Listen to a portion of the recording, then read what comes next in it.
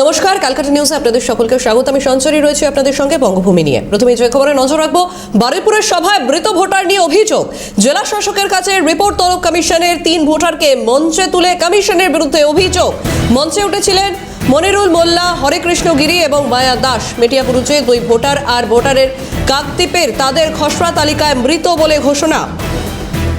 বারুইপুরের সভায় মৃত ভোটার নিয়ে অভিযোগ। জেলা শাসকের কাছে রিপোর্ট তলব কমিশনের। 3 ভোটারকে মঞ্চে তুলে কমিশনের বিরুদ্ধে অভিযোগ। মঞ্চে উঠেছিলেন মনিরুল মোল্লা, হরেকৃষ্ণ গিরি এবং মায়া দাস। মেটিয়াপুরুচে 2 ভোটার আর 1 ভোটার কাকদ্বীপের তাদের খসড়া তালিকায় মৃত বলে ঘোষণা। জেলা শাসকের কাছে রিপোর্ট তলব কমিশনের। 3 ভোটারকে মঞ্চে তুলে কমিশনের বিরুদ্ধে অভিযোগ।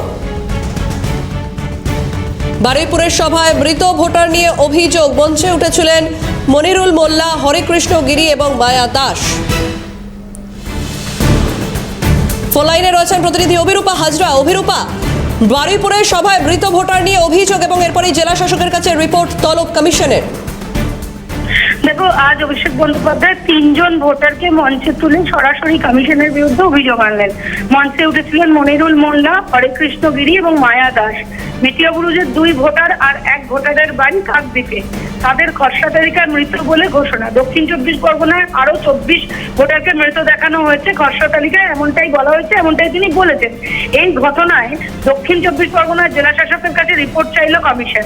আদতে তিনি যা বললেন, অর্থাৎ অভিষেক বন্দ্যোপাধ্যায় মঞ্চে তুলে এই যে ভোটারদের নামে যা তথ্য তিনি দিয়েছেন, এটা কতটা সত্য সেটা জানতে চায় কমিশন।